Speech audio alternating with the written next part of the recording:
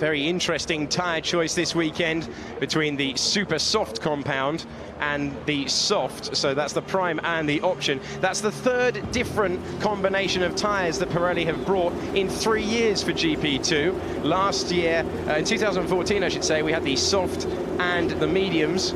Then last year we had the super soft as the option and the medium as the prime, and then this year they've gone super aggressive with the red-walled super soft tyre as the option and the soft tyre, which you can see the pole sitter is starting on.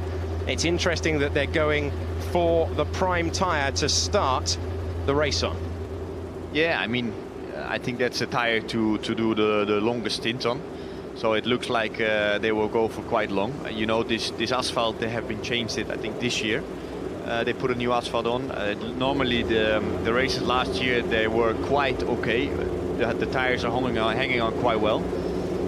So to be honest, I was here 2 weeks ago with GP3, and also the tires there, they hanged on quite long. So I think it's going to be a very interesting long first stint. So as Sorokin leads the field away on the formation lap, Giovinazzi getting away. They will all be laying as much rubber as possible on the dirty side of the grid. Gasly in third place said he was disappointed to be blocked in qualifying, but he was happy that he was on the clean side of the grid, as he put it.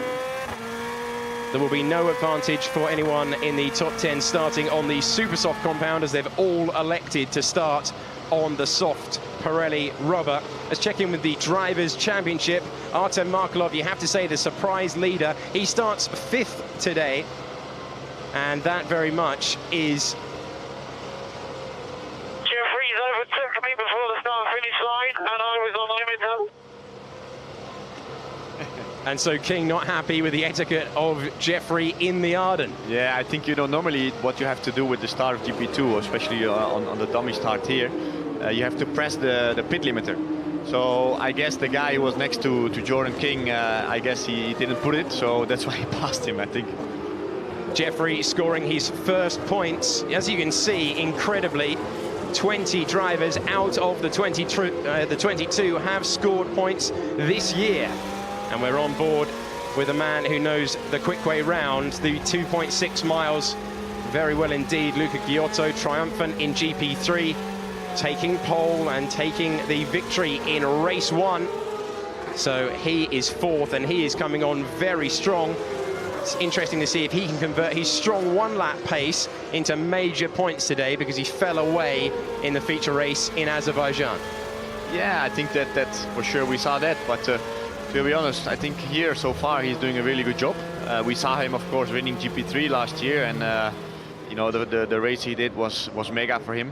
So I think he really likes this track, and I think he can do a good performance today. But of course we have to see how the tires how they long.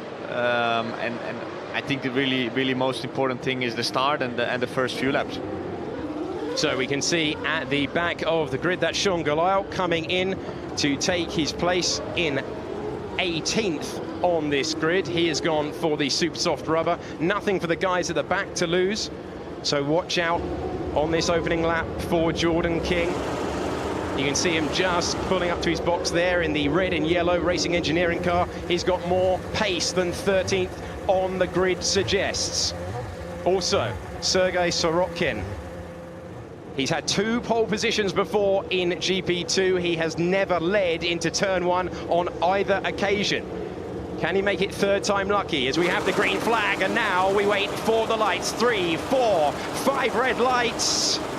And we're underway in Austria with a good start for Giovinazzi. It's another poor getaway from pole for Sorokin, and both Prima boys are alongside, trying to make a difference as Nato comes streaming through. It's Giovinazzi into the lead, Gasly into second place, and contact immediately for Kanemassas at the back of the field. Will we have a safety car? Sorokin trying to come back, as we've got a Trident. Gasly and Sorokin side by side as they head up the hill to turn 2. An enormous drag here. Braking, Gasly, is he going to tough it out? Well, he can't afford to have contact, and Sorokin gets blocked as Markelov is off the road, along with Ollie Rowland as well. But streaking through at the start is Antonio Giovinazzi, as Gasly recovers to second place. Absolutely manic. Nato trying to improve, racing Marcello, and then we've got the British drivers of Lynn and Rowland getting very close between Nato and Marcello, who goes down the inside with a really impressive move into turn number 5. Yeah, it was a really good start from the Prema boys. I think it was interesting how aggressive Gasly was, especially in turn 2, where he popped up in the inside of Sirotkin. So yeah, I think the one who went off was Kanamassas, no, in turn 1. It was. He's the only driver out at the moment as wide goes one of the Russian times in the background. So a very racy first lap as Antonio Giovinazzi leads Pierre Gasly. Third is Sirotkin. And then we've got Giotto, Marcello, Nato, and it's getting very close indeed between Peak and Roland. But I'm amazed they haven't thrown the safety car, or a virtual safety car at least, with all of that debris, as we've got King coming down the inside of Peak, who tucks back into the slipstream. You can come back into 2, but how difficult is it to overtake into turn 2? Well, I think to overtake in there is quite good, because you have a slipstream up there. It's a long straight. Also to say, you know, Roland, I think he had a really bad first lap. I think he started somewhere at 7 or 8. He's now up to 10. They're still going at it down. Jordan King leading this battle of the Campos as well. Peak heading backwards at this point. So we've got King up in 11th place, and then side by side Mitch Evans and Arthur Peak heading down to turn number 5 absolutely immediately. Such a fast lap, the shortest lap time of the year around the racetrack here in Spielberg. So King making his way through from 13th on the grid up to 11th, and there you can see the man. That's Nabil Jeffrey, who's in a very difficult part of the racetrack to be going that slowly, and he was clearly hit by Kanamassas on the opening lap. And look at the gap now between the leaders. Gasly is reeling in his teammate who denied him that elusive first win 2 weeks ago in Azerbaijan, as Alex Lynn desperately close. But he can't get past Kirchhofer, who had a good start to beat the Englishman, and the fastest lap of the race set by Pierre Gasly. He is a man on a charge, as is Alex Lynn. Great form at this circuit in GP3. Was one of the fastest men last year. He's going to have to go round the outside as Kirchhofer, and he's already got the move complete by the time that they're exiting turn number 2. And now Artem Markelov fancies a little bit as they head down to turn 3. Here's Jeffrey out of the race, and we've lost 2 already by lap 3. I think it's going to be very interesting now to see what Gasly can do. I mean, it's good to see him straight away quick. But we know also from this year so far, he's very fast in qualifying, but in the race he's always been struggling a lot with the tires. But maybe this track can suit him quite well. Marvin Kirchhofer is having to defend from the man who leads the title standings at this stage. Artem Markelov all over the back of him. And to add into the mix now, we've got DRS enabled. They will get that the next time around if they are within 1 second of the car in front, of course. And Lynn has absolutely rocketed past as Gasly for the first time gets DRS, and Giotto staying within range.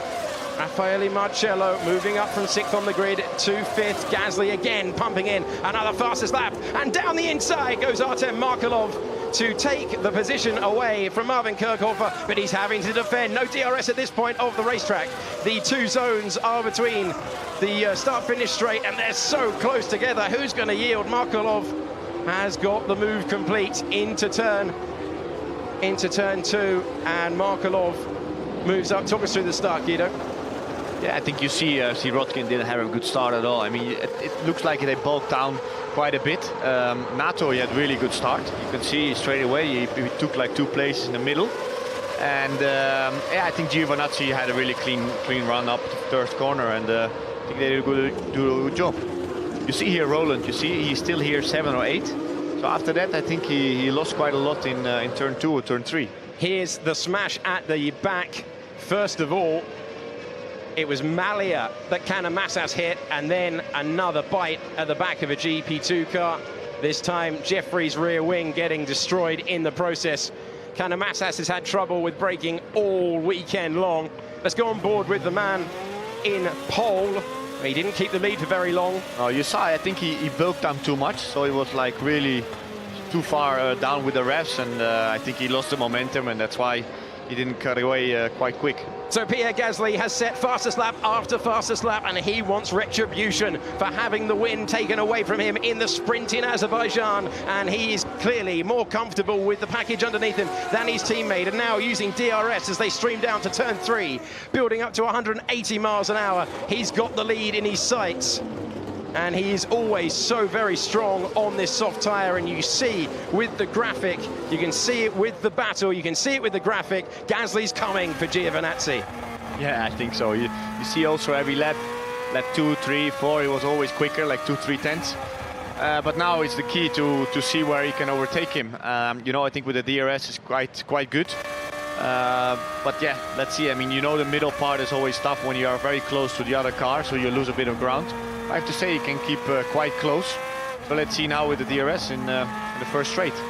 Gustav Mahler and Sergio Canamassas, the incident there will be investigated after the race. Is Gasly going to try it on his teammate into turn 1? He's going to try and force him off the line. He's going to go for it. He's going for the lead. Has he got it? Has he made the corner? He has, but he's going defensive. The two Primas are side by side coming up the hill. This is absolutely terrific, and Giovinazzi has got the momentum on his teammate. Look how close they are together. 180 miles an hour, and Gasly still fancies it down the outside. The last of the late break. And now he has the lead. Can he stay there? He's got the DRS advantage, but still look how close Giovinazzi is. But with the DRS advantage, Gasly is surely, if he can just get the braking point right, going to maintain the lead of the race. And Guido, that was absolutely brilliant. Yeah, very good move from Gasly. I think it was very clean. You know, they're teammates, so they have a lot of respect for each other. And I think, you know, with the DRS, you can see the straight line difference still a lot. I mean, you saw on the exit of turn 2, here you can see where he passed, but you see if you brake late, you miss a little bit the apex. You see here, so he goes wide. You know that Giovinazzi has a better exit, and then he comes by again. But yeah, in turn 2, I think he did a very good move to be on the inside, and then he was lucky, of course, to have on the exit of turn 2 another DRS zone. So I think that was a good move. Terrific angle there to see how brave Gasly was, really pushed by his teammate tight to the white line. You mentioned they've got a lot of respect for each other as their teammates. Sometimes that's enforced respect. You don't always get on with the guy the other side of the garage, but these two do get on, and that was brilliant, tough but fair racing that has seen another change for the lead. So we had Sorokin leading in the first few meters of the race. Okay, good job. Pull 1 second gap and then try to manage the tire. Simple as that. Yeah, but for him it's not so simple, to be honest, because, you know, I think he's been struggling quite a bit there, and I think, you know, to see Prema 1-2 for a newcomer in the series, I think it's mega. What they've been doing so far, so is impressive. really good. In the background there, we saw Alex Lynn having a go at Norman Nato, and Artem Markelov absolutely desperate to get past as well. And that's Ollie Rowland in the background there, going down the inside of Marvin Kirchhofer to take 9th place in this absolutely enthralling feature race that is already 7 laps old as Gasly comes through to start lap 8, and he's got Giovinazzi still only 6 tenths behind him. So can Gasly do what his engineer asked him to and move out of DRS range? You saw also Kirchhofer, I think he has his barge ports on the left side. You see he's moving. I don't know, this is Lynn, sorry. But I think he has a problem there. I think that, of course, for the aerodynamic of the car is not easy, so you lose a little bit on the straight, especially when it's moving around. Well, it's been so close, and another battle getting very close on track. Lynn has been unable to get past Nato, and we know Artem Markelov is an incredibly inventive overtaker. Not this time, though, as they come out of 2. But there's the DRS line, and Markelov and Lynn both pulling the paddle on the left-hand side of the steering wheel, getting the advantage from the DRS as they head down to another big braking point on this racetrack. And it's Markelov who's making bigger inroads in Lynn than Lynn is in Nato. Here is Rowland. This is Rowland and Kirchhofer from the point of view from Kirchhofer. Coming up, no, going down, in fact, down to turn number 3. And that is a late move from the man from Sheffield. And he didn't get it completed until turn 5. And you can see what Guido was talking about, the flapping barge board on the left-hand side of Marvin Kirchhofer's car. And this is Peak racing Evans. We saw these two getting very close together on the first lap. And Peak moving up to 12th position in this race with a tidy move into 2. And we've got another move once again. This is Lin, and he's going to be unable to repel Markelov. This is for 7th in the race. Nothing between them. Now can Lin do what Giovinazzi did and take the correct line, the racing line through turn number 1 to come back? He's not got the momentum that we saw from the Prima a few laps ago, and Markelov looks to have that move sewn up. Of course, he will now get DRS because he was behind Lin in the detection point a few moments ago, and Markelov is on the charge. So Lin with the DRS in front. I think to say, I think Markelov has been doing a really good job this year. It's fairly impressive to me because, you know, the last few years, sometimes he was fast, sometimes he was struggling a bit.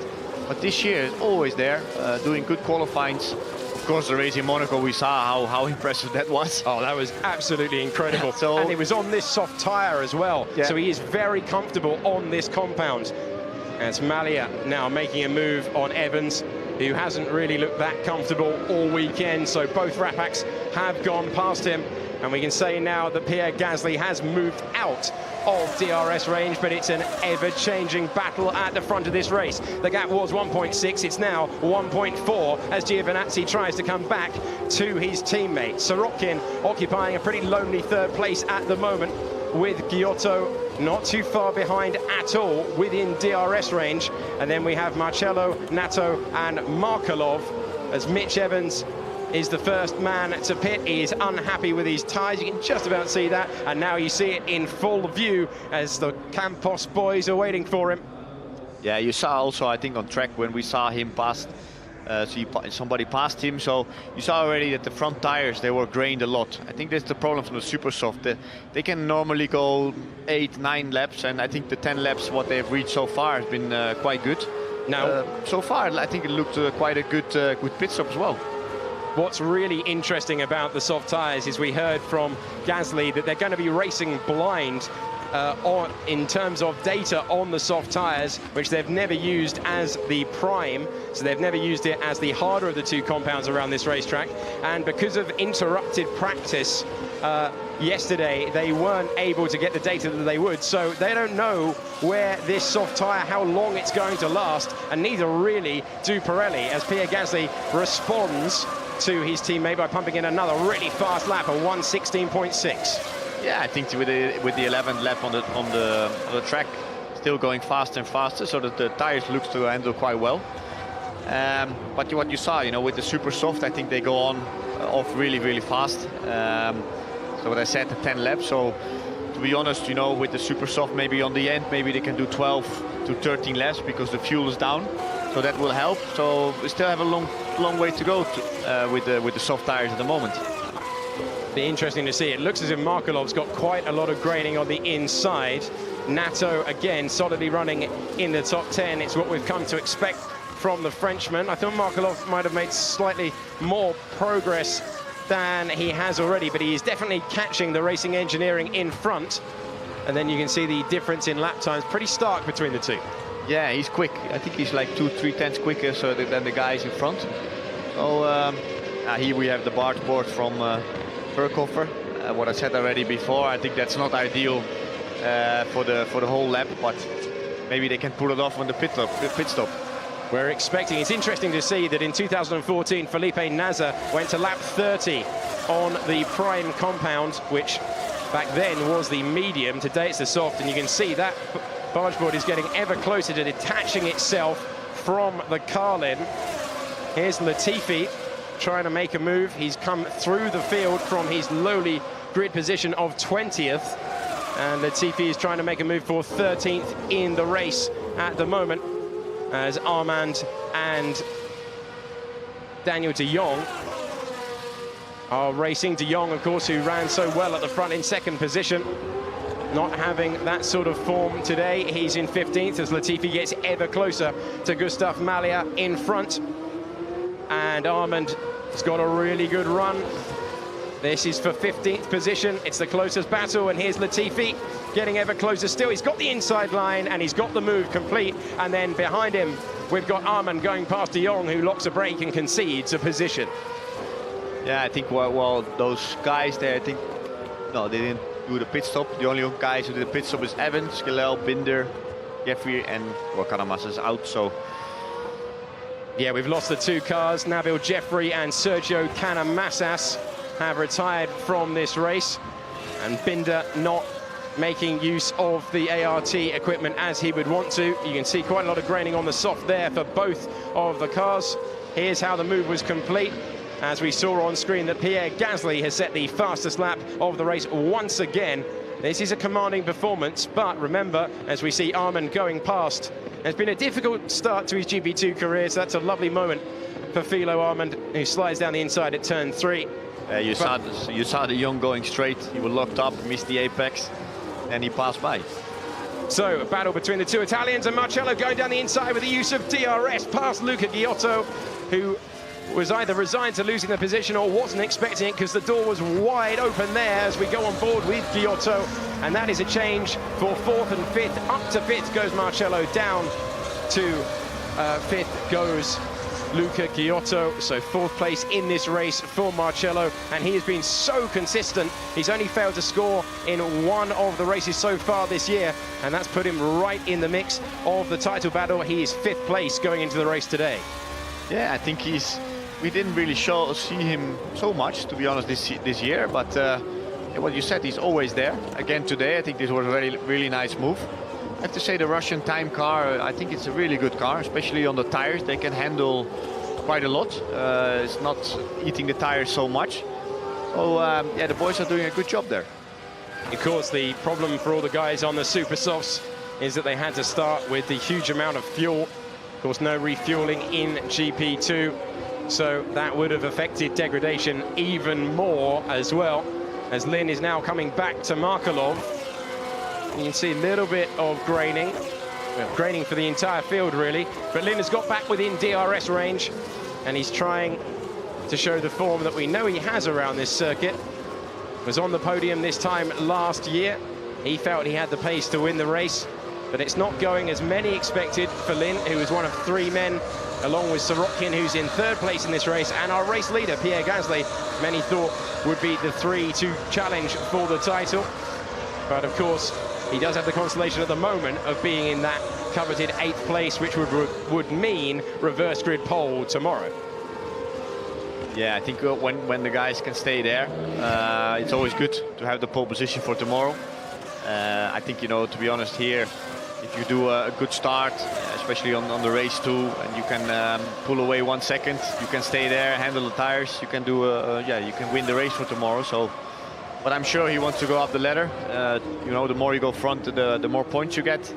So I think hopefully you can get a nice fight and maybe do something with a good pit stop. Always the Dams people, they're good in the pit. And hold on a minute, we've got rain at turn number 2. Is the complexion of this race going to change completely? Because it was definitely raining there, and you can see it there on the exit of the corner. It's an awful lot.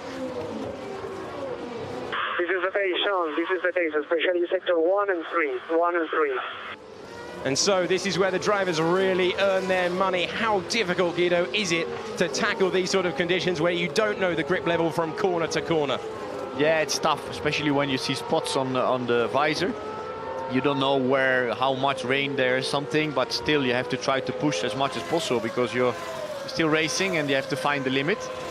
To be honest, I always liked the half weather conditions. I think it was always good fun to drive there, because then you really have to find the grip, what we saw also in qualifying in Formula 1. Absolutely. So yeah, I mean, it's going to be interesting, and let's hope that it's going to be a little bit more rain to entertain us a bit more. Well, we've seen a really entertaining opening phase of this race. It was beginning to settle into a pattern with everyone, including this man, Sorokin. Ready, turn 2.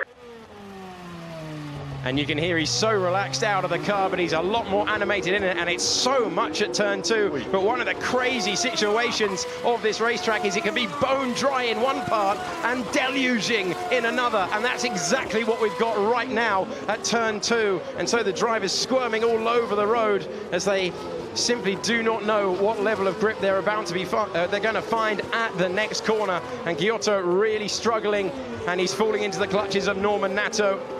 5th, falling into the clutches of 6th. Yeah, this is going to be really interesting, because you see here, from this corner, I think 6 and 7 is dry, but it's only raining somehow in turn 2, 3, and a little bit of 4.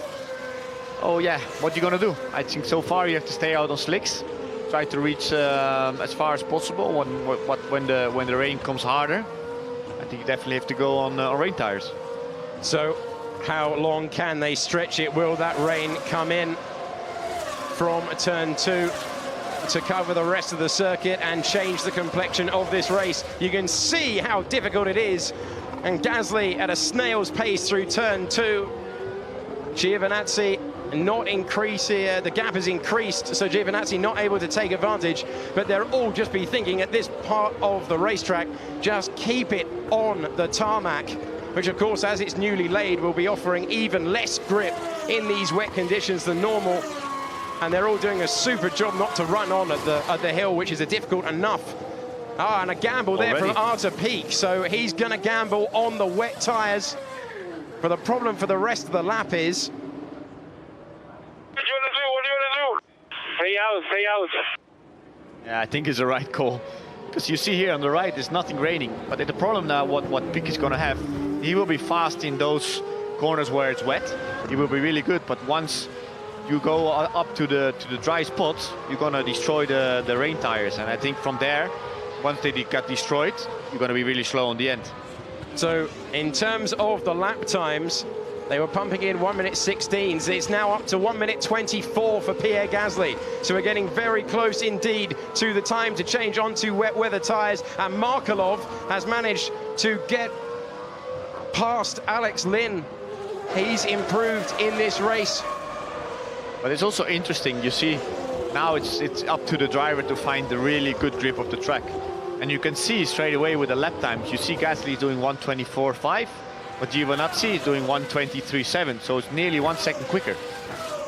And as well, Marciello is doing 23.4, so I have to say, it's going to be a very interesting race so far. So these really tough conditions for everyone in the field. You can see it's an absolute torrential shower at turn 2. It's easier, but it is raining in the final part of the lap. And Gasly has spun out of the race! The wait for a win continues, and in the most difficult conditions, Pierre Gasly is out and he's nearly collected by Lynn as the rain comes into turn number 3, and we have a safety car. He's beached it, he's out. Incredible. Stuck in the gravel. And so Giovinazzi is the race leader. Once again, going in search of 3 consecutive victories. He was able to keep it on the road. And he's continuing under the safety car. Incredible. I mean, by leading this, you know the tracky conditions. You have to try to be as careful as possible. You see one little mistake or one time you push a bit too much and you're stuck to the travel. I mean, he's trying to get out, but the car's so far in, you can't do nothing. He had 2.8 seconds to play with, but Gasly was coming all the time. He's kept the This is car clever. running, so in comes Nato from a very strong 7th. It was 6th position, wasn't it? He was straight in to the pit under the safety car. I was surprised to see Giovinazzi didn't do that. But of course, if this shower disappears, they'll be queuing behind the safety car on the wrong tyres. Oh, very close indeed to an unsafe release. Has he managed to keep it going? And what must Pierre Gasly be thinking? The long wait continues. He'd done everything right in this race. He lost it on the final lap in Azerbaijan, and you can see how angry he is with himself in the pouring rain down at turn 3. The rain is moving away. So is he to stay out, this track will dry. So exactly as I was saying a few moments ago, if you can survive under the safety car, oh my word, that's heartbreaking to see for Gasly. Yeah, he's still waiting for the winner. I think he was on charge to do really well. Here's how it transpired. Gasly in front, we're on board with his teammate who was in 2nd place, and he inherits the lead right now, and you can see how close he came to joining him in the gravel. Yeah, you can see he went already sideways, you see here, before he turned in. So I think he lost the rear already on the entry, lost it, and yeah, he's stuck. He can't do nothing, finished. One of the few gravel traps on this circuit, and here's Alex Lynn who came so close to collecting his former teammate in the gravel, able to take the wide line, and Lynn has escaped. And you can see, you don't really need any words to sum up what Pierre Gasly is thinking. So, my word, what drama once again in GP2 in 2016. So all the cars you see in your picture, Giovinazzi, Sorokin, Marcello, Giotto, Markelov and Roland, have all decided it's worth the gamble to stay out. Meanwhile, we've got the following guys on the wet tyre, headed by Nato. Then there's Lynn in 9th. And so the big question is, how long is this rain going to be with us? Yeah, I mean, you know, normally on the pit wall, the engineers can see when the rain is coming, how much rain there's coming. What we saw already on the radio, I think that went to Marcello. The rain will go away. So at the moment, I think the front leaders, they are in a good spot. I mean, yes, it's wet, and yes, it's going to be a struggle, especially now because you are behind the safety car. The tire pressures drop down quite a lot. It's not going to be easy, but half the track is wet, half the track is dry. So it's a gamble, but to be honest, I think the gamble on slicks is the right choice. So that's what you'd be doing. Fascinating to hear your insight, Guido. Guido van der Garde joining us at the halfway stage of this GP2 feature race in Austria, where Antonio Giovinazzi, who couldn't keep up with his teammates' pace, but he could keep it on the road to finish first. First he must finish, one of the oldest adages in racing, and it's proven true once again. Giovinazzi in a great situation. The drivers will be thinking about whether they've made the right choice at this stage. How many people in front are on slicks? Everybody apart from Nato. Nato is the first one on wet. Yeah. The thing is also what we saw in Formula 1. We saw the shower coming. It was wet, really wet, but you saw also how quick it dried. Yeah. So I think those guys, like the engineers, it's like, okay, sometimes it's like a gamble, but you know also on this track with the new asphalt, it dries very, very fast. And still that they were doing reasonable lap times in a half wet track. So I think, you know, here, you see nothing is wet. Turn 1 is dry. And after that, you still have a half, it's like half. So I think the slicks is going to be the good call. It is looking much brighter, and Pierre Gasly will be cursing his luck. He was not able to see what, in fairness to him, were extremely challenging conditions. And when you're the leader, you're coming across them at the sharp end before anyone else. And it's still raining up at turn 2. Not maybe as heavy. We tend to see it on the exit of this corner. But you're right, it dried out in 4 minutes of qualifying. It was so quick, where we saw Hülkenberg at one point on the provisional pole, and then suddenly Hamilton had the speed. Is there any more rain forecast? Normally, yes. We will see more rain in the next minute. So Lynn's debating it with his engineer. He's not sure, but the safety car is about to come in, so we will wonder no more, and we're about to find out. The tyre temperatures, of course, will be through the floor, and that is possibly going to be the hardest task for the guys on slicks, because you see it when people gamble, when they go to slicks in a wet track first, that tyre temperature is the most difficult thing to generate in this sort of conditions. Yeah, and especially now it's lucky because before the safety car goes in, that part of the track is dry. Here we're going to see as well if the rain is coming. You see there's some rain coming, so it's a bit of a gamble. This is always quite nice, to be honest, to in a part of the race, but you hear it's dry, so I think the guys can warm the tires decent. But as soon as they come back to turn 2, it's going to be wet.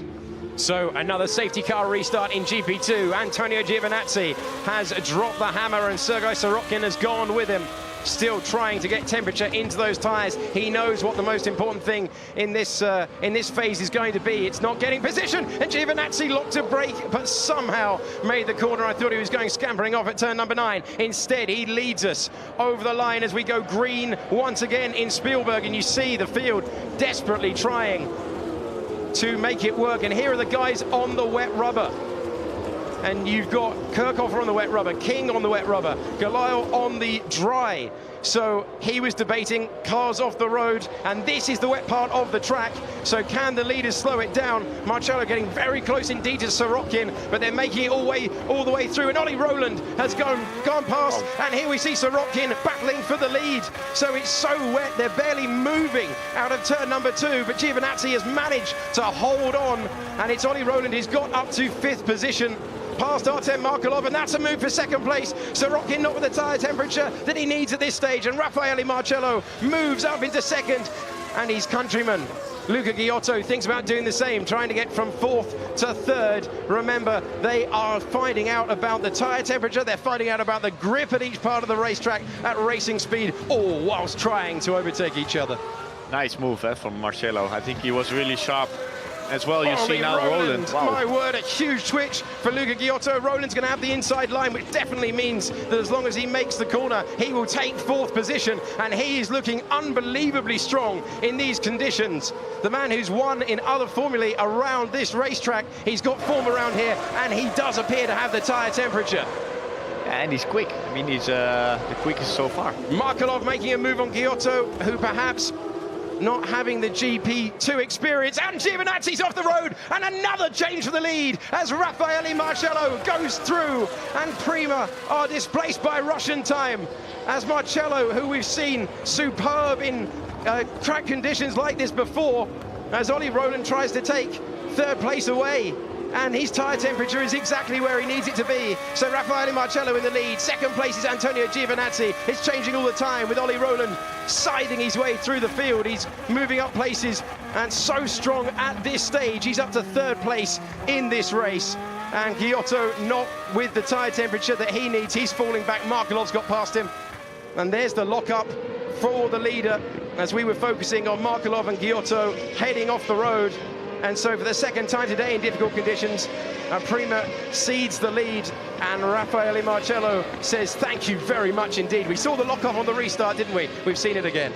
Yeah, I mean, I think it's still the tyre pressure. They were not hot enough. And yeah, to be honest, with Marcello is doing a really good job by leading. And Markelov down the inside of Sorokin, who's really struggling as well.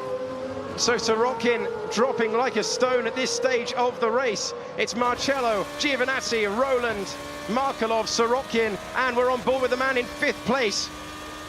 I'm sorry, I should say 6th place. Luca Ghiotto is changing so very quickly. Ooh. And they're all off the road. How many positions is Ghiotto going to gain here? He's up to 4th, and he's got the momentum. 2 positions in 1 corner as DRS crazily is enabled in these difficult conditions. That really is a strange decision. So it's simply a battle for who can keep it on the road. Ghiotto, who didn't appear to have the tyre temperature, he's now up to 3rd. He was 6th at the 1st corner. This is absolutely unbelievable from the Italian driver as the rain continues to come down. And we've seen his prowess in the wet before in GP3. We're seeing it now in GP2. He's up to 3rd. Yeah, it's crazy. I mean, every lap something happens. You see Rowland the first 2 laps flying up to 2nd or close to 2nd. And now he's back dropping. I mean, the funny thing was, once going off, one guy went off in turn 1. You saw all 3 guys going off. So it's tricky conditions, but they're hanging in there. They are hanging in there. Let's check in with the guys on wets. Norman Nato is really struggling. He is 5 seconds off the pace of these guys, even though they are scampering all over the road. So a lock-up for Marcello. He's the leader. He's off, along with Giovinazzi. 1, 2, 3. Have you ever seen that before in synchronization? You see, even those went off. Those 5 guys, they went off in a row. And Luca Ghiotto, the only man in the top 6 to make the corner, managed to take the position. He's up to 3rd. He is the man to watch. Markelov going past Ollie Rowland into turn number 1. And we have Galail and Evans battling the 2 Campos side by side. And look at how far Sorokin's dropped down. He was threatening the battle for the lead in 2nd place on the restart. He's now down to 6th. But don't forget that the Campos cars, they have pitted already, yeah? So they are on a big advantage. They're only 5 and 6. Oh, is that a spin for Galail?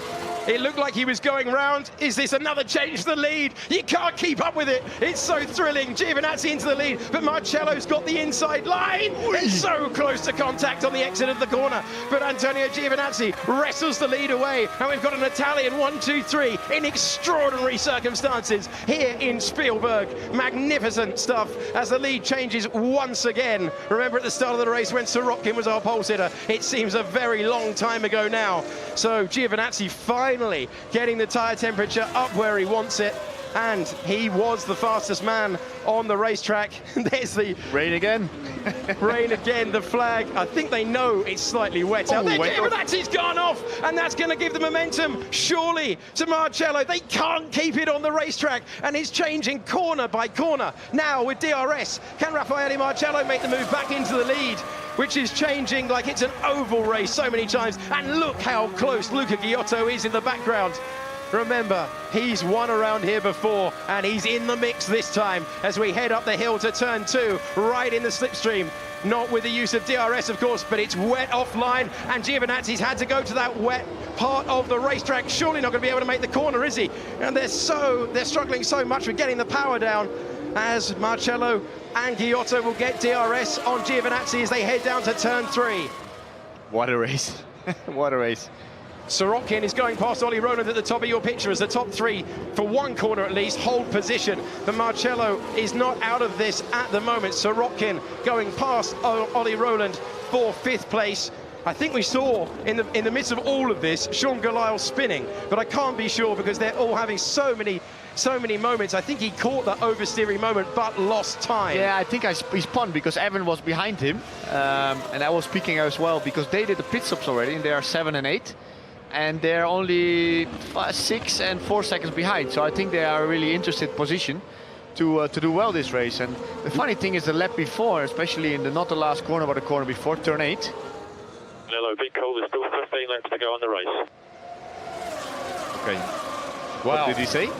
I couldn't understand it. You're the driver, you speak team radio. Yeah, but I don't know this voice, so it's going to be a bit tough for me. But what I was saying before, the lap before, we saw it also raining in turn 8. So I think it comes and it goes off. Ollie Rowland is coming back at Sorokin. That's the move for 5th place. Here's the move for the lead. It's so difficult to get the power down at this corner. Watch how much they're struggling. Mitch Evans fancies a move as well down the inside on Ollie Rowland, but when can you apply the throttle? When can you get traction coming out of here? Because it's going to decide where you finish in this race. Extraordinary scenes as Giovinazzi somehow is clinging to the lead of this race. Markelov in 4th position, Sorokin is 5th, and Evans and Ollie Rowland are scrapping over 6th and 7th. My word. So far, I mean, if the race continues like this and the guys in front, they still have to do the pit stop, Campos looks to be 1 and 2. Because the pit stop, how long it is? Like 25 seconds around? It's about, in terms of the X thing, it's about 32 seconds. But if you can time it with going onto the wet tyres, you might be able to make it pay, of course. It's going to be look dark, eh? It looks really dark. It looks incredibly dark. And you remember Alex Lynn's engineer saying, there is rain coming. There is rain coming back again. We heard Jose on the radio saying that to Alex Lynn. And so, I mean, how tense must the first 4 be? Because they all know they can spin out like we see right here with Marvin Kirchhofer. Has he kept the engine running? Because if not, we're going to see a safety car. Surely, if he stalled it, and I think he has, you know. Here come the leaders coming up on this car. Can they all avoid it? Oh, that's so close for Giovinazzi. Well, yellow flags, and they're all just about going to make it round Marvin Kirchhofer, but surely we're going to need to see at least, at the very minimum, a virtual safety car. And then we see the safety car has been deployed as Ollie Rowland and Mitch Evans, do they know that they're behind the safety car? They're still arguing over position, and Mitch Evans will argue that he's ahead, but Ollie Rowland's keeping his foot in. He's got his hand out of the cockpit saying, what are you doing? And now somehow we get a breath after some of the best laps of GP2 you will ever see. There is Marvin Kirchhofer out of the car, the rookie, one of 6 in the field, and his car is stranded. So you can't start, you can't pit under a virtual safety car, but you can under a safety car. So that was absolutely crucial for these guys to make the pit stops. Yeah, but he went already on rain tires. Remember that? Yes. King was on rain tires, so it did not work out. I think they went now back on slicks. And remember, if you do use the rain tire, you don't have to use both of the dry compounds. Yeah, so he went back out on the soft tire. The leaders are coming in, you see? So 10 laps to go. Leaders are into the pits, they're all in, and Russian Time are having to stack the cars. First Marcello in, then Markelov, and it's struggling to get the car up on the jacks, and this is costing him so much time. You saw the frustration with the flap of the hand. So much pressure on each of these guys, but they couldn't get the car up on the jacks there. And a change for the lead in the pits. Marcello. A change for the lead as Raffaele Marcello takes the lead away from his countryman once again. And that is some superb Russian Time pit work. So it was the lead, but of course Mitch Evans. And Galeal is second. So he will now be, of course, in the lead, and still no marshals are recovering the car. So that's even dangerous under the safety car, isn't it? Because you've got the guys coming across it. Oh, and a big smash Markelov. for Artem Markelov, who is out after such a starring role in this race. It's coming out of the pits. Wow, what happened here? Well, we've got a safety car for Kirchhofer, and we would have had a safety car for this. He's crashed out, exit of the pit lane, you see that? Absolutely incredible. It, of course, is extremely wet still in the pit lane as well.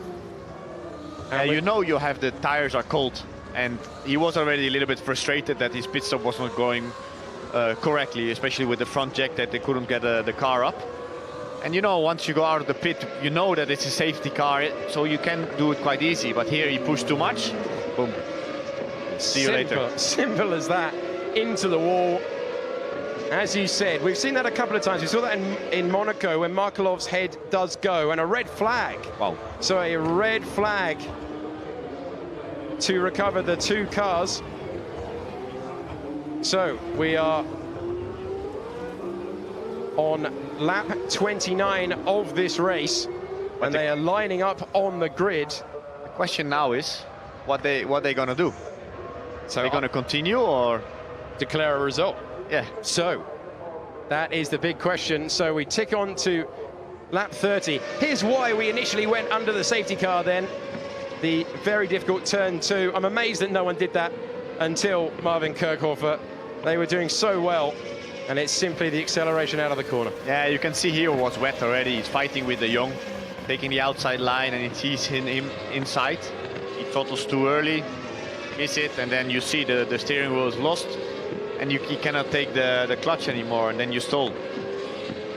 And he sits there just hoping not to be collected in the middle of the racetrack. A horrible feeling for a driver. And you see his disappointment, because well, he had any chance of a good result if he just kept it on the tarmac. He wasn't able to, and with two cars stranded, will we get going once again? But then also the question is, you see Armand now is P1, Evans, Galeao, Ericsson. I mean, it's a bit of a strange thing going on, but normally if they put a red flag, if they finish the race, they take one lap back, no? They go back to the order, you're quite right. They go back and they take the classification. So whilst we see Philo Armand in first place, the man who was running down in 15th earlier in this race, the man who has struggled to finish 5 of his last 6 races. An interesting question of what they do. I think they'll be keen to get going. Of course, we do have a GP3 race to follow this. And if we've seen excitement in GP2, we can expect even more in GP3. So Markelov coming out of the pit lane. You know, also from before, the track there is still wet. You know, not a lot of people have been doing a lot of pit stops. Not a lot of people have been driving there. Yeah, absolutely. Tire is cold. I think it's a bit of a big mistake from him. So the drivers are out of the cars. We've seen races abandoned for less, some not. Some absolutely want to fight it out on the racetrack, including this man who, in dry conditions, without his teammate Gasly, he was comfortably the fastest man, wasn't he? Comfortably in the drive, Pierre Gasly looked to have, certainly on the soft tyre, this race won. The rain came, he found himself off the road. We had a safety car for that, and then an incredible passage of laps with passing and repassing. And Philo Armand is in front, not only of the, not on top of the timing screens, but he's also in front of the safety car. Yeah, so he's probably close to 1 lap down. Yeah, but he is classified as our winner at the moment. So with the, oh, here we are. So that was turn 2 from where the weather was coming from. We're looking at it from the straight from 2 down to 3, and very difficult indeed in terms of conditions. Are we about to get even more rain? As you see your order on the screen, but would that be the order if they pause it? You're quite right, Guido. They would count back in terms of the result to get our order, but that can sometimes get lost. We've seen regulations sometimes. We had the checkered flag shown a lap early in Barcelona. Yeah. So confusion tends to reign in these circumstances. Yeah, I mean, it's tough. I think, to be honest, if we take 1 lap back, Marcello Giovinazzi was leading. Yep. And then Marcello took him on the pit stop. So if they take 1 lap back, I think Giovinazzi will be the winner again. So we wait to see what officially we are told on the screen. Giovinazzi, you're quite right, before that was when the safety car was thrown, and they were circulating very slowly indeed.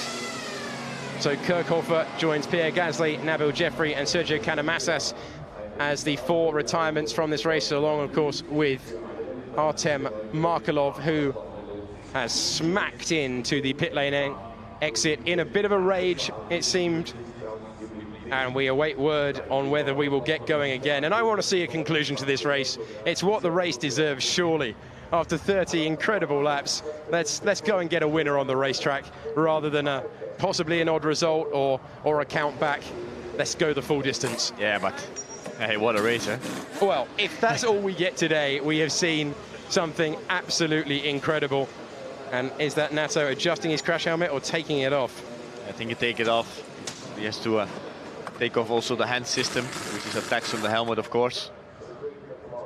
So you can see the dent that Artem Markelov has left. He's left his mark on this racetrack.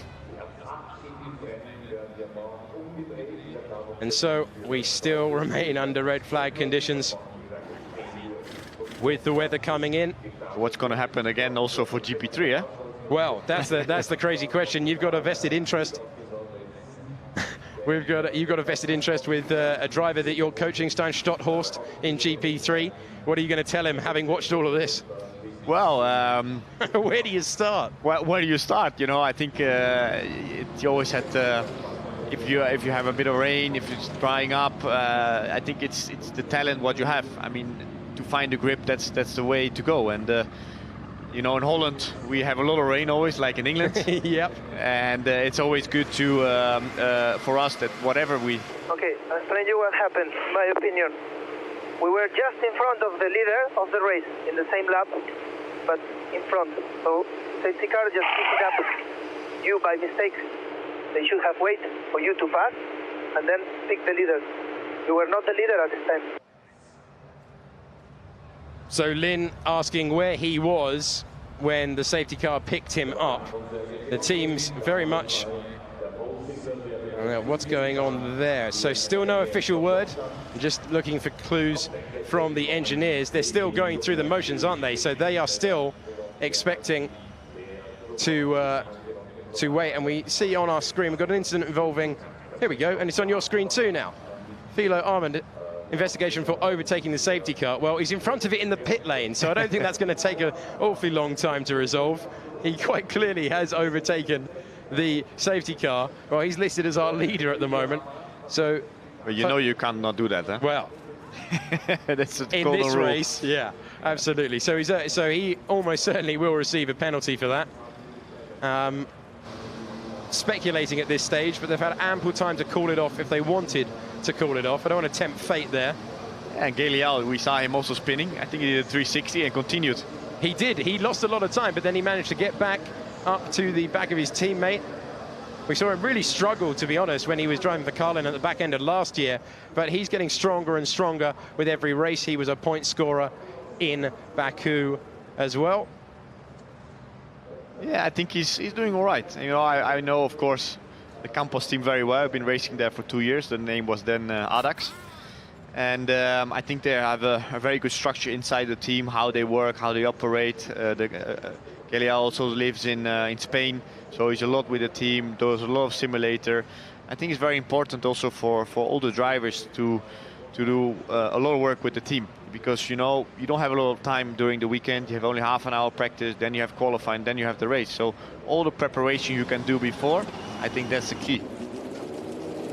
Well, that sounds to me like we're going racing once again, and that hopefully is not just to go back to the GP2 paddock, which is not in this part of the racetrack. It's further around the lap. We saw Bruno Michel, the series boss, talking to the safety car driver. Daniel de Jong, cool as you like. Nothing really for him to lose. Currently listed down in 18th place.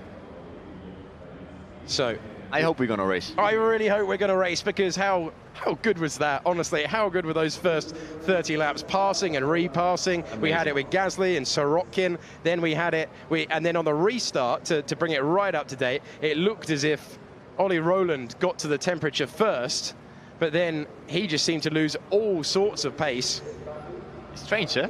Very strange, because he was on the attack, and then suddenly it wasn't working for him at all. And the most funny thing, I think, was when the first guy was leading, I think Giovinazzi or Marcello went off in turn 1, and all the cars behind, they followed. Just followed him. But this is always the same thing, huh?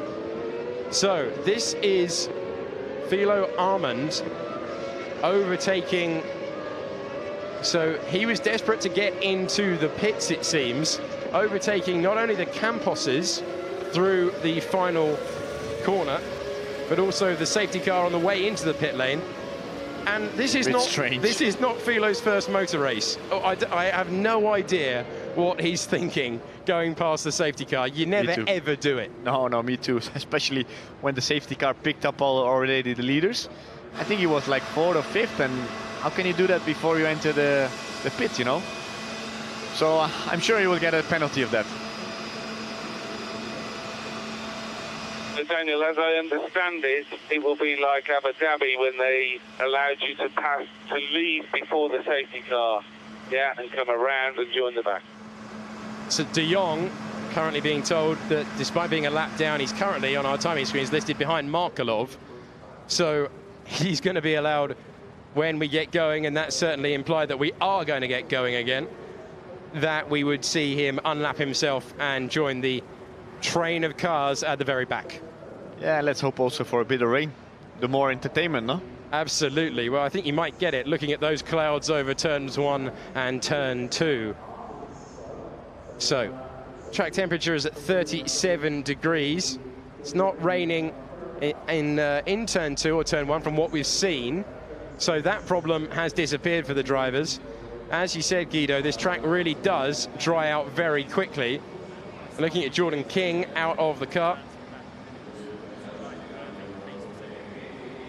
saying there that the pace is okay, so he'll be one that will want to get things going once again.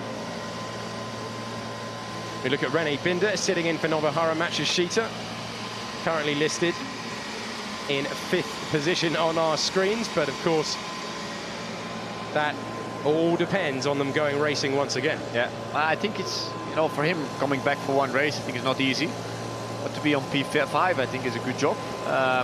You know, he knows his track very well. He comes from Austria, of course, and he knows the series quite well. And yeah, very experienced. I spoke to him today, and he said, yeah, I struggled a little bit on qualifying, but in free practice he was not too bad.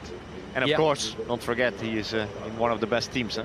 Always helps. I mean, what an opportunity at your home race to jump into an ART and find yourself in 5th place. And we haven't seen any of him. We haven't seen a frame of him since the start. Well, he has a chance if we get going again. Lin is out of the car, but with the crash helmet on.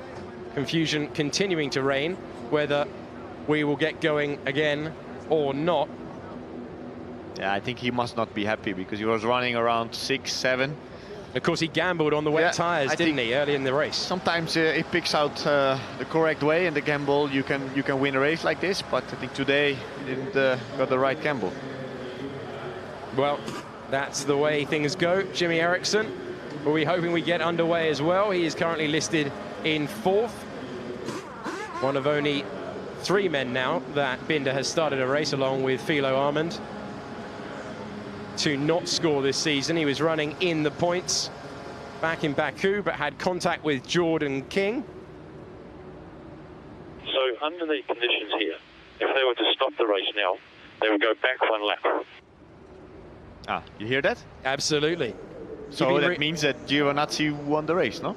It certainly would mean that he would join the 3-time winners, 3 consecutive winners in GP2, if that is the case. And so I was hopeful when we saw the Giovinazzi's engine being fired up that we were going to get going again, but the body language seems to indicate more and more that we will not. As ever, as this has been for the last 15 minutes or so, it's all guesswork at this stage, all complete guesswork. Yeah, of course, they also on the time frame. So yeah, I mean it's a pity because I prefer that they're gonna race again, especially with the tire temperature dropping. You never know what's going up from the sky, maybe a bit of rain. But yeah, it's like this. So the safety car board is being held. Race control, come in race control. We'd love to know what's going to happen. In the commentary position, we have no official word. So if the race cannot be resumed, the results will be taken at the end of the penultimate lap, which means the lap before, the lap during which the signal was given. So I think it would be P2 again, but it will be half points, because you need 30 laps in this race to be full points. So that would go back 1 lap. We're on lap 30 in terms of the ticker, but we'd go back. That would not be 3/4, and so it would be half points awarded. And yet, so we see Armand being wheeled. So finally, they've put the safety car to the front of the queue. They're taking care of that admin. And still we don't know. Still we wonder. MP with Ollie Rowland in the mix. 5 minutes to restart was said there. Right. So they're gonna do a restart. There we go. The race will resume at 5 o'clock behind the safety car, and we're gonna go to the end of this incredible race with 17 minutes on the clock. Race will resume in just under 5 minutes. It will resume under safety car for the first lap. So all still to play for then. All still to play for. Crash helmets being put back on heads, and then you've got to get back into the zone. How difficult now is it to get back in the racing zone, having been in such a difficult set of circumstances, about as tense as you would ever be in the car. You have a break, and now... Yeah, it's not that tough. I mean, you're still, adrenaline is still there, you know. I mean, you're waiting a bit in the pit lane. You're asking what's going on. Do we race? Do we not race? Now you get on behind the safety car, so you have a little bit 1 lap to warm up, and then you have to be really, really sharp to get on again, because you know how many laps we have to go. 10 laps.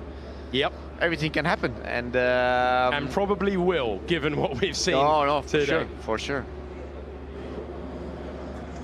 So, I have to say also, I think the track here to race for those guys is amazing. I mean, it's not very long, but the layout is just really awesome. I've been testing here 1 day with a car as well, and I loved it. Also, you know, I've been here now a couple of times, also with Formula One. The whole atmosphere here around the circuit, people are on camping site. I love it.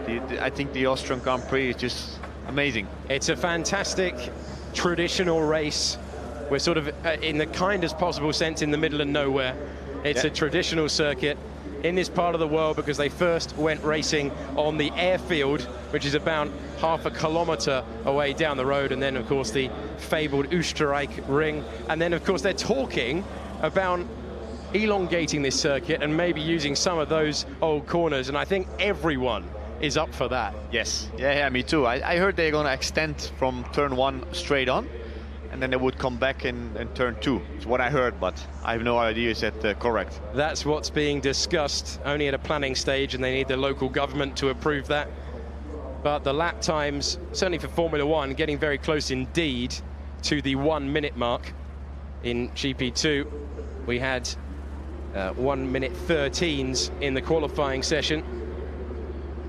And so the crowd patiently waiting, along with all of you at home. Thanks for sticking with us for what we hope will be a conclusion fitting to the excitement of the race we've already seen. Under 2 minutes to the restart now, behind the safety car. 1 lap behind the safety car, and then we'll go racing, which means the tyres once again will not be in the optimum temperature range, because in practice and qualifying we see them warm up for 2. I was talking to Philo and explaining to him the situation. So we will restart in position 3 behind the safety car. After the restart, we will know what the penalty will be. And by the way, we'll have to do the mandatory pit stop, where we will change only the rear tires. Well, there's no good news there for Philo Armand, is there? No good news at all. No, for sure not. They still had to do a pit stop, what you heard. So I think he's not on the good way. Still also with the penalty coming up. But yeah, I mean, the other guys who are in front, you have Evans, Galeal, Ericsson, Binder, Marcello. The quick guys are around 5, 6, 7 and 8, 9. So yeah, I think they also have still the fresher tires, because you don't remember that Evans, Galeal, Ericsson and Binder went in quite early because they were on the super soft tire. So yeah, I think with the fresh tire they can be quicker. We've seen that overtaking is quite okay here, and they can have a nice battle. So let's hope to have a very entertainment for the last 9 to 10 laps. Should be terrific stuff. So Antonio Giovinazzi currently in 7th place. Not Sean Goliath, Philo Armand will get the penalty for overtaking the safety car, so you don't have to worry about him. But it's a Campos 1-2 when we go racing once again, albeit Armand there in the queue will still be on the racetrack. So we are back underway in this race. So the safety car's gone, and there we see the most extreme penalty. A 10-second stop go for Armand, overtaking the safety car. And well remembered, Mitch Evans, that you do not go out of the pit lane until the light goes green. The safety car had taken off, but the light was still red, and that would have been a very easy way. And just when you think we can't have any more drama, after sitting in the pit lane for the duration of this red flag, as Binder has stopped. Oh no. Awful luck for the Austrian driver on home soil, and it's causing absolute chaos. And who, as Giovinazzi as well, who can't keep going. And so Giotto just about squeezing round, and a huge moment in this race as Antonio Giovinazzi, who a few moments ago thought he might have won it, it will now drop to the back of the field. Well, I think, I think the rule is that if you are before the last one out, I think you can go back to your place. But if you are the last one out of the pit, I think you cannot overtake anymore. So he's going to get back out there. So he's probably not the last one, because Binder's still there. I wonder if that rule is just for the grid. Yeah, I don't know. I think that might just be for the grid, and strange circumstances. Right, we've got a Campos 1-2, a disaster for Giovinazzi, who stopped again at the end of the pit lane, and a race that looks so good for Prima has come surely to its conclusion. The man who was victorious twice in Azerbaijan looked good if we were going to stop the race, and how close did he come to 3 victories in a row, and suddenly he's out. It's unbelievable. I mean, they were saying, oh, we stopped the race, they take 1 lap back, you will won the race, and now you're in the pit. You stole, I don't know, maybe something else, or other problem, and then you are just stuck to the end of the pit lane. Well, this is absolutely incredible. They've finally got Binder going, but you've got a real problem with Giovinazzi in the middle of the pit lane exit. His mechanics can't go and get him because the racetrack is live, and they can't go and rescue him even though he's a few moments away. No marshals have yet got to him. Here's one on the scene. He just needs to push him back down the hill before Binder can get past him. Let's confirm the order under the safety car if we ever get going again. It's Evans, Goliath, Armand, who has the 10-second penalty, so it's actually Jimmy Eriksson who... And look how annoyed ART are that they can't release their man. And the marshals trotting up the hill. I think he must have a serious problem, because normally when you put it on neutral, you can roll back because it's uphill. So, and there is a button, of course, in front on the top of the chassis for the driver to press, which allows the marshals to recover most of the vehicles. So Sorokin going past Ollie Rowland, and Sorokin pointing and taking the position. So they're squabbling for position behind the safety car, and Campos right now will just be like, this is fine, this will do. Yeah, of course. Chaos in the pit lane. They want to finish the race now and be 1-2. Would be a very good result for them, huh? So they're going to have to get a recovery vehicle into the pit lane, because that's going to be complex to do. And Binder just has to sit and wait without a car's width either side. So he is way down now, and that ruins any chance he had. First stalling, and then his team rushing to try and get him back out.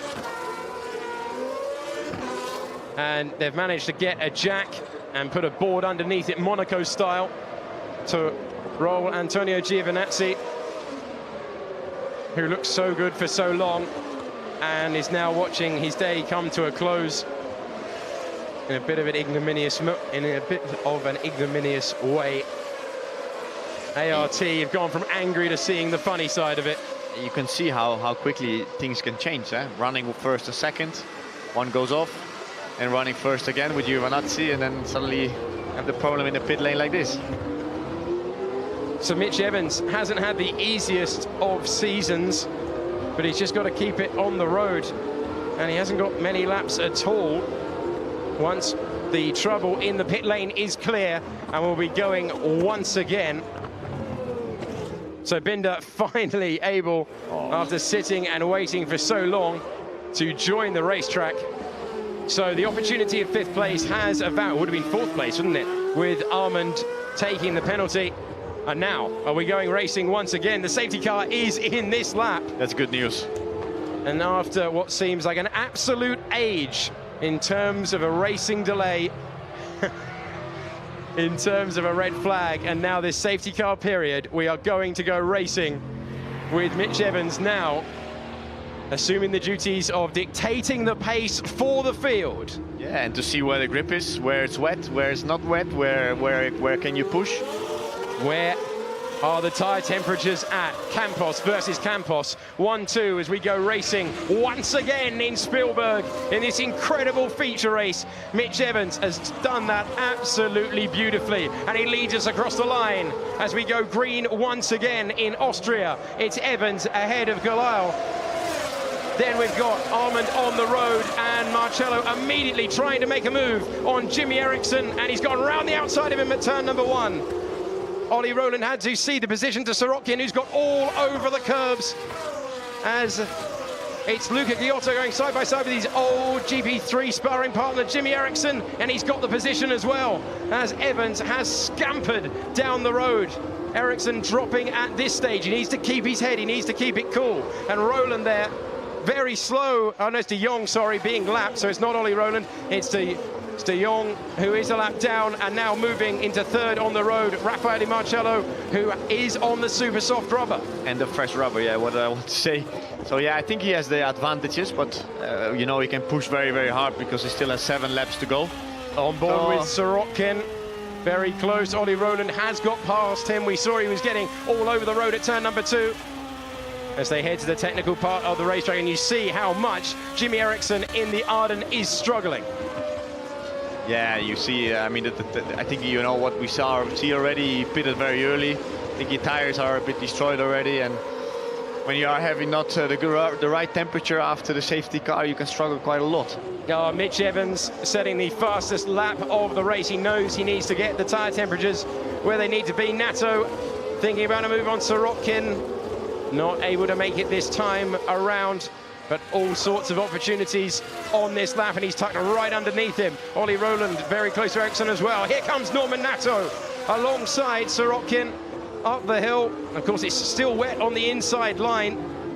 You see that, and Nice Nato move. gets past and up into 7th place. Yeah, very nice move, very nice move. On board with Sorokin, who, remember, was the pole sitter. So the tyre temperature not where he needs it to be. And he's coming under threat from the other racing engineering of Jordan King. He described his pace as all right, as okay. And thanks very much for your insight today, Guido. I know you have to head off now. Thanks so much for your company. And so Sorokin and Nato very close on the racetrack a few moments ago. Now Sorokin and King. Mitch Evans, look at the gap he's built on his teammate at this stage. But he has to do that because Raffaele Marcello, very much a factor for the win. There's an incident involving the safety car. That's Gustav Malya under investigation for overtaking the safety car. So they'll have a look at that probably after the race at this stage, with the rain on the radar, but not over the racetrack. DRS is now enabled. That's bad news for Jimmy Eriksson. Ollie Rowland isn't going to need it, though. This is the battle for 5th place. And Ollie Rowland once again running in the strong points-paying positions with the DRS. Eriksson with a really good run, though, coming out of 2. He's going to try and come back at the Englishman. Going to be tough without DRS. Eriksson will have to yield the position. And up goes Ollie Rowland into 5th. Important that Eriksson just keeps his head. He's still in for his first ever points if he can keep it going, but he's under enormous pressure. He's lost the place to Rowland, and now Norman Nato is over the back of the Arden driver. Mitch Evans looks in control of this race. Incredible to say that. Wasn't in the battle for the lead at any stage, but he is making this restart work. And it's a 1:15.8 last time around, but this time around, Raffaele Marcello putting that super soft rubber to great use with a 1:15.7 as he becomes the fastest man on the racetrack. Marcello in 3rd, desperately trying to move past Galal in 2nd. Campos will be desperate to keep hold of this 1-2 as the laps tick down.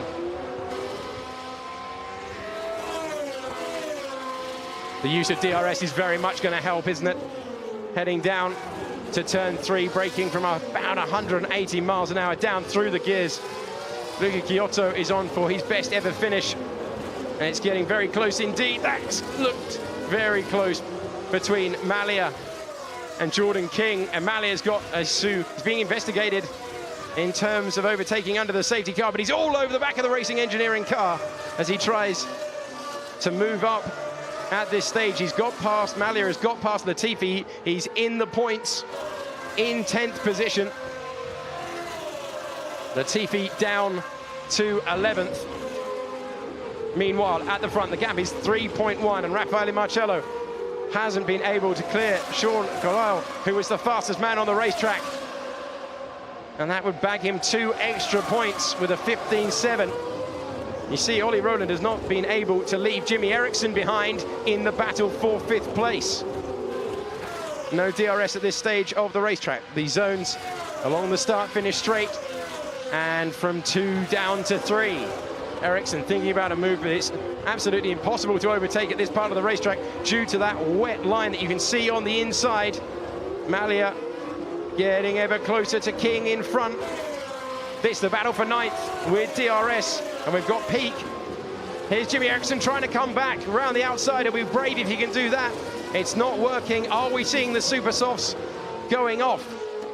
Are they where they need to be around this racetrack? We saw Ollie Rowland perhaps having temperature issues a few moments earlier in this race. And Ericsson has kept his head and has regrouped from losing a ton of positions at the restart. They're past the lap to Armand as they go over the much talked about turn 8 curve. Evans' lead is down to 3 seconds, and it's not too long to go for the Kiwi to secure his 5th victory in GP2 in absolutely balmy circumstances. Peak really close through turn number 1. He's close to his teammate, who is close to Jordan King. Ericsson thinking about a move down the inside, can't get it done this time. The gap is stable, and Malia trying to go round the outside, so close to damaging his nose at the rear of Jordan King's car. And Ericsson now, with the use of DRS, has gone to the outside. We saw someone on the grass in the background there. The action continues right to the very last in this incredible race, and still Ollie Rowland is able to defend. And that's Sorokin in the background there, not able to do anything. Nato ahead of him. Ericsson in 6th, Rowland in 5th, Giotto is in 4th, Marcello in 3rd, Galile in 2nd, and Mitch Evans, the fastest man on the racetrack and holding the lead as we're on the penultimate lap of the race. So the battle for the final points paying positions. Sorokin, not the race he wanted, but he is occupying reverse grid pole as we head on to this penultimate lap, with this group at least.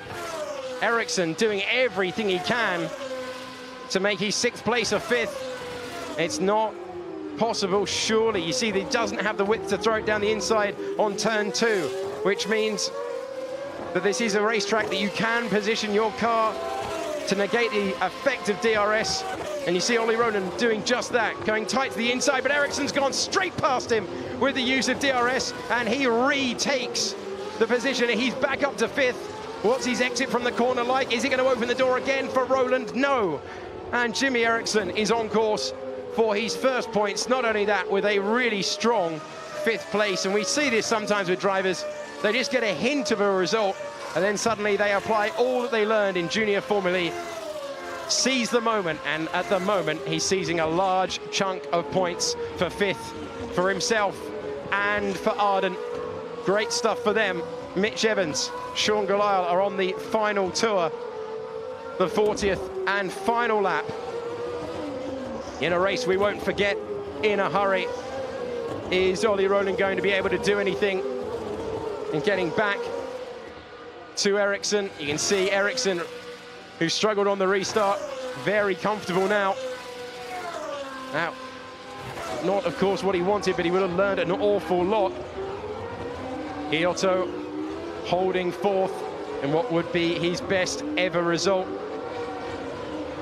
Here's Latifi going down the inside of Arta Peak. So Peak had taken the position off him at the start of this lap. He's got DRS again. He might do it again going down into turn 3. This is all for 11th place. De Jong is very racy indeed at this stage, but he is a lap down, so he's simply trying to unlap himself. He is not racing King for position. And here is Mitch Evans in one of the most bizarre races you'll ever see. Mitch Evans wins for Campos. Absolutely superb, and unbelievably, it's a 1-2 for the Spanish team. Raffaele Marcello is on the podium once again, as we see Malia all over the road, off the road in fact, trying to take Sorokin. Giotto was 4th, Ericsson 5th, Rowland was 6th, Nato was 7th. On reverse grid pole was Sorokin, as you see the Campos boys celebrate a race that really they had no right to triumph in, and unbelievably they're 1 and 2.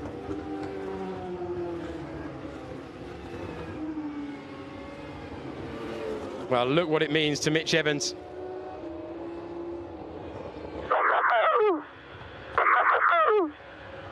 Guys, wicked 1-2. Gracias, thank you. his first victory for Campos, of course, the team he joined at the start of the season. And it means that we have 6 different winners in 7 races. Truly remarkable scenes. And that is one of the longest GP2 races you'll ever see, with the gap in the middle, an hour of 18 minutes, an hour and 18 minutes. I can barely get the words out, it's so exciting. As the grid, a lot of hard luck stories out there. Antonio Giovinazzi would have been fascinating to see his form in the final few laps.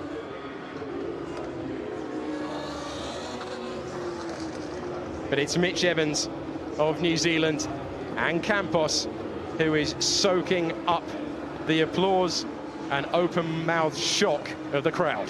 What a strategy. Thanks, guys, that was incredible. After the safety car, the car was incredible. So there we go. After the safety car, as I was talking about, as the field coming back to the pit lane that they were occupying just 10 laps ago. The super soft rubber did not really produce the advantage that maybe we were expecting. And Evans saying that the balance was excellent after the safety car. What an absolutely extraordinary race. Completely turned on its head numerous times. In the first few meters, when Gasly and Giovinazzi got past Sorokin, and then the last time with the safety car deployed for the spin of Kirchhofer and Markelov hitting the barrier at the exit of the turn. Promoted, this man gave him a free hit. He won't mind at all. He is absolutely delighted. You have to take your chances when they come your way. And he celebrates with his yellow army,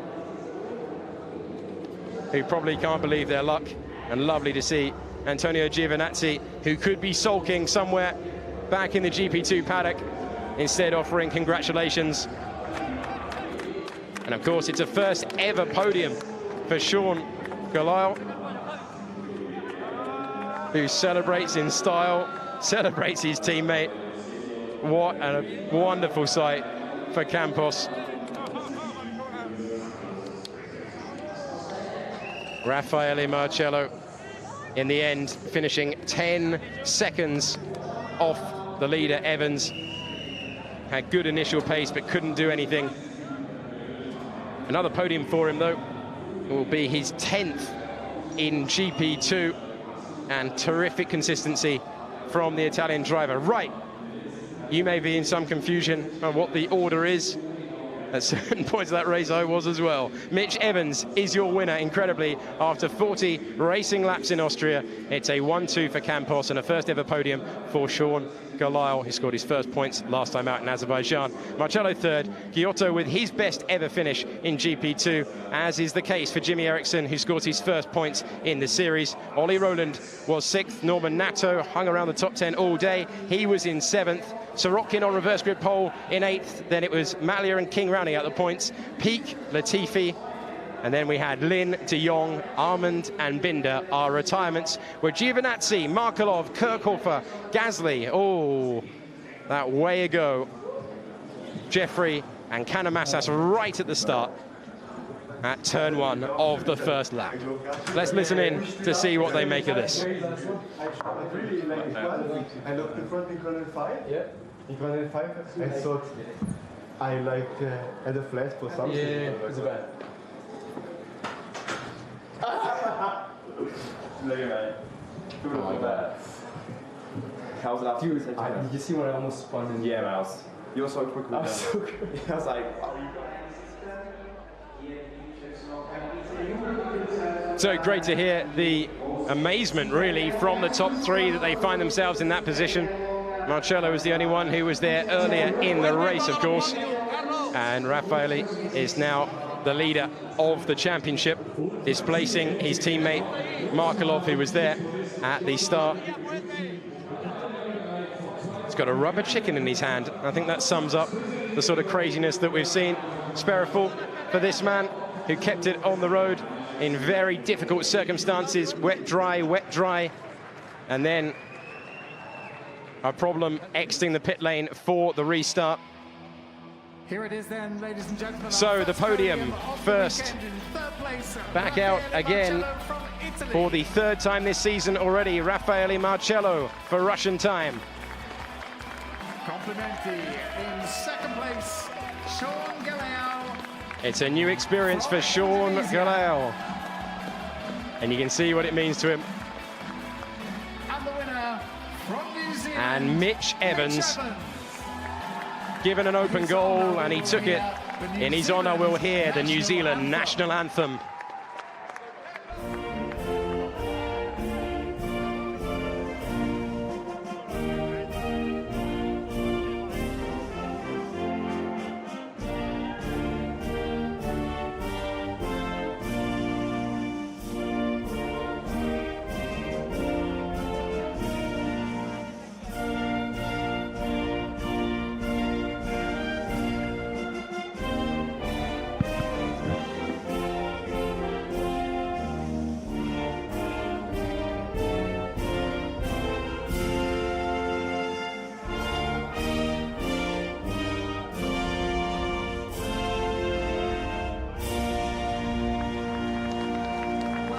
For the fifth time in GP2, it's another wonderful moment for Mitch Evans, who never seems to win boring races. Carlos Sainz, the former rally champion, hands him the trophy. This will be a prize one from Sean Galeao. And finally to Raffaele Marcello from Italy. And Marcello picking up his 10th GP2 trophy, this time for third place. And now let the celebrations begin. And they've earned a glug of the fizzy stuff in truly incredible. He's knocked the trophy over. It's all appropriate.